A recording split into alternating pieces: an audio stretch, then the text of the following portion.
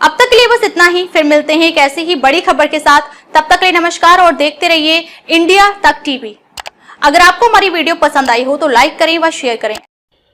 बहराइच गेंदघर मैदान में निर्मित बालिका छात्रावास का हुआ लोकार्पण।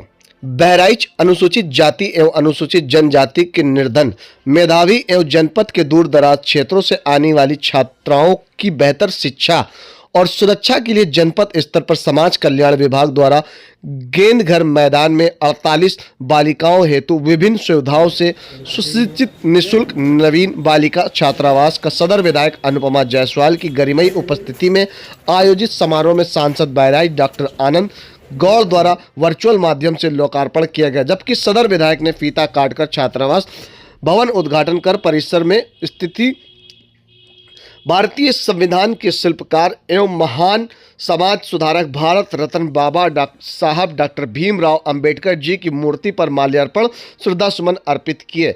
बहराइच से मोहम्मद बिलाल की रिपोर्ट।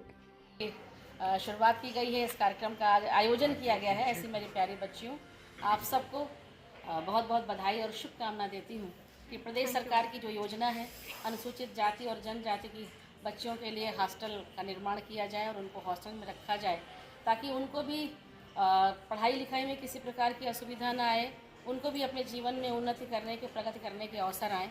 और आज सरकार ने जो ये व्यवस्था की है उसके लिए मैं उत्तर प्रदेश के मुख्यमंत्री आदरणीय योगी आदित्यनाथ जी को भी बहुत बहुत बधाई देती हूँ।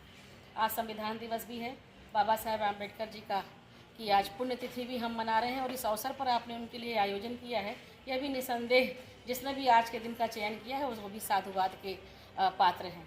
हम सब जानते हैं कि 20वीं शताब्दी के उत्कृष्ट विचारक, ओजस्वी लेखक, प्रखर वक्ता और आज जो हमारे आज़ाद भारत था उसके पहले कानून मंत्री डॉक्टर भीमराव अंबेडकर जी की आज जयंती है। हम उनका एक कहा जाए तो उन्हें हम जिस नाम से पुकारते हैं वो होता है कि संविधान के जनक कहे जाते हैं, संविधान के शिल्पी कहे जाते हैं। और प्रभु ने उनको ये उनके हाथों में उनको ये शक्ति दी कि वो जिसके लिए लड़ते रहे निरंतर, वो एक जात विहीन समाज की स्थापना करना चाहते थे, भेदभाव खत्म करना चाहते थे। अनुसूचित जाति के लोगों को उनका एक ही संदेश था, शिक्षित बनो, संघर्ष करो, और उसके लिए वो लगातार प्रयासरत रहे और उनको इतनी बड़ी ऊंचाई दी कि उन्होंने संविधान की रचना की। आज उनका संविधान है, बनाया हुआ है, जिससे हम जनता को अपने अधिकारों को सुनिश्चित करने में उससे सहायता मिलती है। उन्हीं के बनाए संविधान पर आज देश निरंतर प्रगति के पथ पर बढ़ रहा है। उनके बारे में महात्मा गांधी जी ने कहा था कि जैसे जैसे समय बीतता जाएगा बाबा साहेब आम्बेडकर की कीर्ति पूरे विश्व के आकाश में फैलती जाएगी। उनका नाम विवेकानंद, दयानंद, महात्मा गांधी और डॉक्टर हेडगेवार जैसे युग प्रवर्तक राष्ट्र पुरुषों की श्रृंखला में लिया जाएगा और निश्चित रूप से यह सही भी है। प्रदेश की हमारे देश की जो केंद्र सरकार है आदरणीय नरेंद्र मोदी जी के नेतृत्व में चल रही है, उनके इन्हीं कृतित्व और व्यक्तित्व के कारण उन्हें भारत रत्न के सम्मान से नवाजने का काम भी किया गया।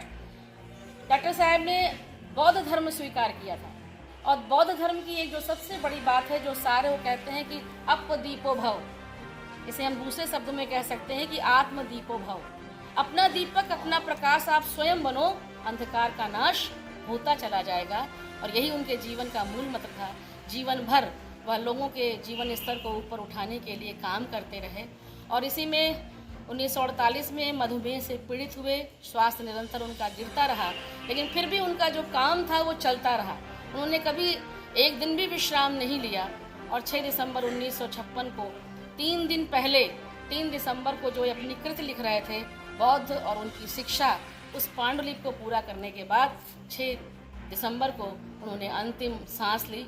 हजारों लाखों करोड़ों अनुयायियों और प्रशंसकों के बीच बौद्ध रीति के हिसाब से उनका अंतिम संस्कार किया गया। लेकिन हम जानते हैं जब ऐसे महामानव आते हैं तो भले ही वो देह उनकी चली जाती है, क्षिति जल पावक गगन समीरा जाकर उसमें मिल जाती है, लेकिन जो उसकी खुशबू होती है, जो उनके अंदर का जो ऑरा होता है, वो कभी नष्ट नहीं होता है। वो हमेशा हमारे प्रेरणा का स्रोत रहता है। हमेशा हमारे जीवन में जब जब उनकी जन्म तिथि आती है, उनकी निर्वाण तिथि आती है, हमें एक नया उजाला, एक नया सवेरा देकर आती है और बताती है कि हमको जाति पाति के भेदभाव को मिटाकर एक जात विहीन समाज की स्थापना जब हम करेंगे, तभी हमारे भारत का, विश्व का कल्याण होगा। नमस्कार, मैं हूं आपके साथ अंजना और आप देख रहे हैं इंडिया तक टीवी। आइए बढ़ते हैं इस वक्त की बड़ी खबर की ओर।